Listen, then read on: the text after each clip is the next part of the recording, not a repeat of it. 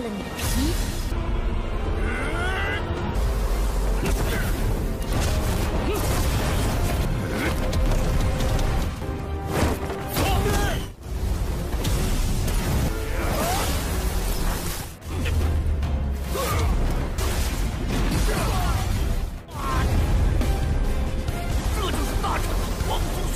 Halo guys, welcome back to the stories. Nah, malam ini seperti biasa kita bakal melanjutkan Abang Oyen nih guys.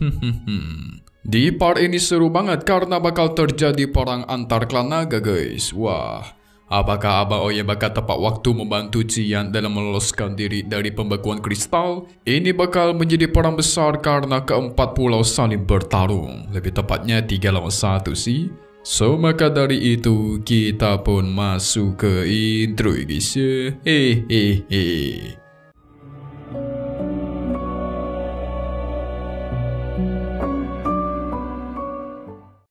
Xiaoyan memperhatikan sekitar dan dia menyatakan terima kasih.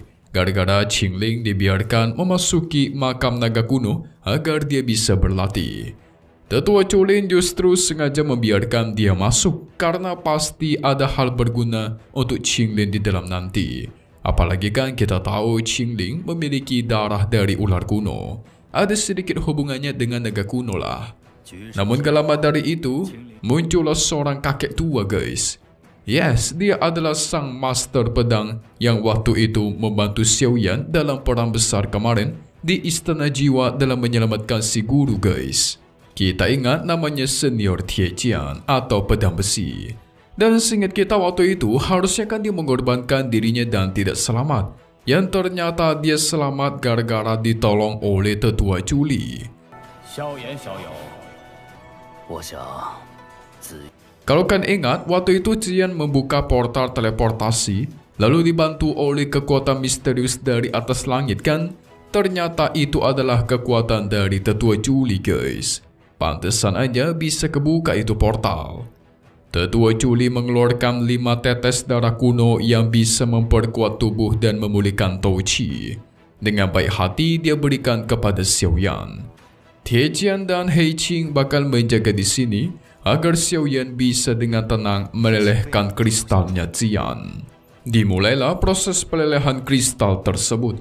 Dengan 3000 bara api, Xiaoyan terus membakar kristal yang menjebak Jian tanpa henti. Ini benar-benar menguras tenaga tetapi Xiaoyan sudah berjanji untuk membantu dia guys. Jadi semua harus dia lakukan. Tetua Qiyo masih agak ragu kepada Xiaoyan. Apalagi kan Jian itu menjadi bagian terpenting bagi klan naga mereka. Apa nggak apa-apa ya menyerahkan masalah Jian kepada bocah seperti Xiaoyan?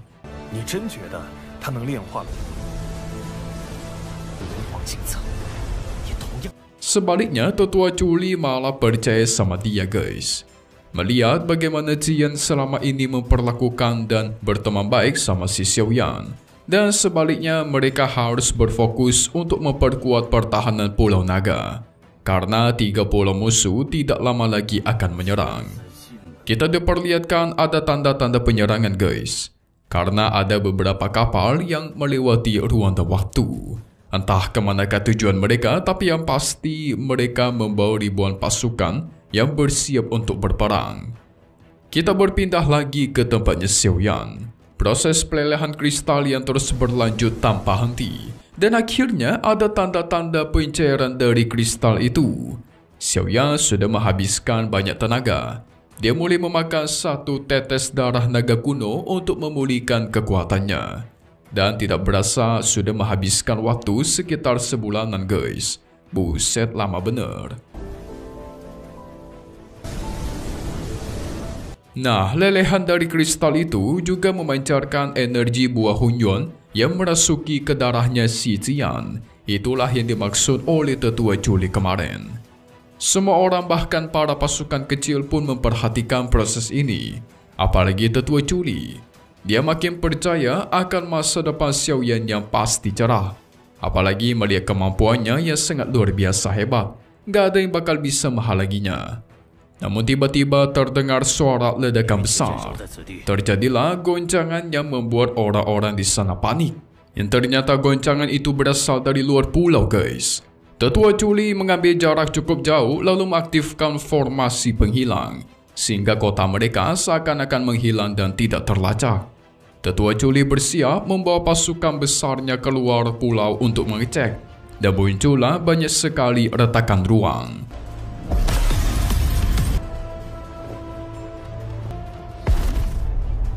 Yes, benar guys. Itu adalah pasukan dari kedua pulau musuh yang datang untuk melakukan perang besar.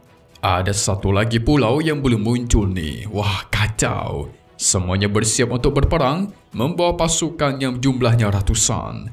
Yang keren mah ketika para penguasa pulau ini sampai dan para tetua. Setiap injakan dan kemunculan mereka menciptakan retakan ruang yang mengerikan. Tetua Cio memberi ancaman agar mereka mundur. Tapi tampaknya kedua pemimpin Pulau Naga ini nggak bisa mundur guys, alias tidak mau. Hanya ada kata perang besar. Mereka bahkan dengan lancang meminta untuk menyerahkan Jian si darah bangsawan. Tentu ditolak oleh pihaknya Tetua Culi.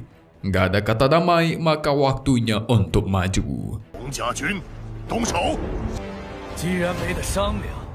Ratusan pasukan pun dilancarkan guys. Terjadilah perang besar di antara mereka. Pertarungan antar para tetua naga yang sangat sengit. Ledakan pun tidak kunjung berhenti. Sementara Tetua Culi akan melawan pemimpin Manyan.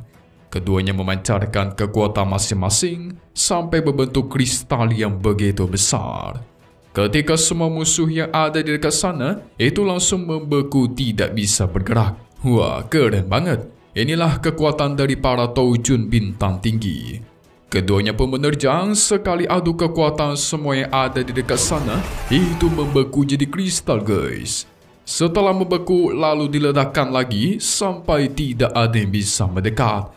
Dari sekali adu kekuatan kedua orang kuat ini saja udah cukup mengguncangkan seluruh pulau yang ada di sana. Pemimpin Mayan memuji kekuatan Tetua Culi. Walaupun sudah bertahun-tahun tidak bertemu, ternyata masih hebat juga ya kau ya, dasar Pak Tua. Hehehe.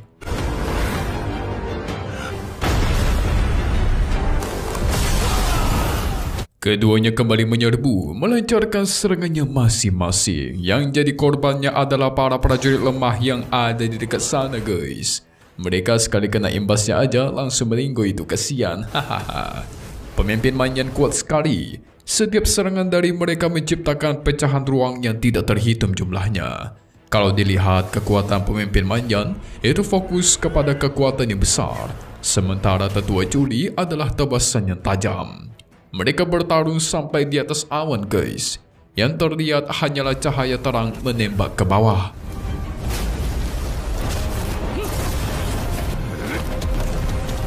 Kita beralih ke pertarungan para tetua lain yang tidak kalah seru. Tetua Cio melawan Tetua Xiao. Kalau pertarungan mereka berdua berfokus kepada senjata guys. Pedang melawan tombak. Seru sekali. Tapi karena saking dahsyatnya adu kekuatan mereka, retakan-retakan ruang itu bisa dirasakan oleh Xiao yang di dalam. Cuman dia tetap berfokus untuk melelehkan kristal Jian dan tidak memusingkan perang yang ada di luar. Harusnya sedikit lagi dia selesai, tinggal ke langkah terakhir. Pelelehan kristal pun terus dilakukan guys. Sudah banyak sekali energi buah Hunyuan yang masuk ke dalam tubuhnya Jian. Dan sialnya, efek energi yang merasuki darah Jian membuat darahnya bereaksi dan memancarkan cahaya kuning. Itu secara tidak langsung membuat kota mereka terlihat dari luar.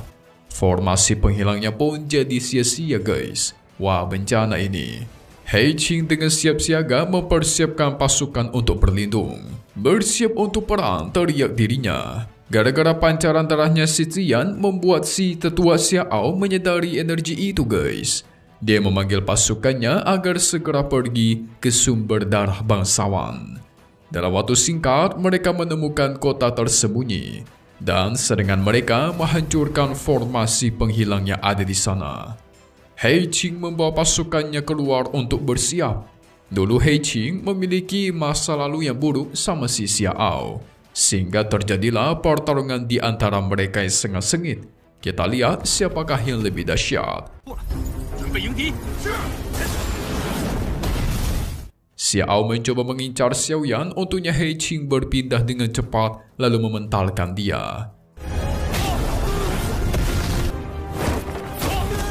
Sementara pertarungan Manyan dan Tetua Juli masih begitu sengit, Manyan sangat ingin mendapatkan darah bangsanya Cian.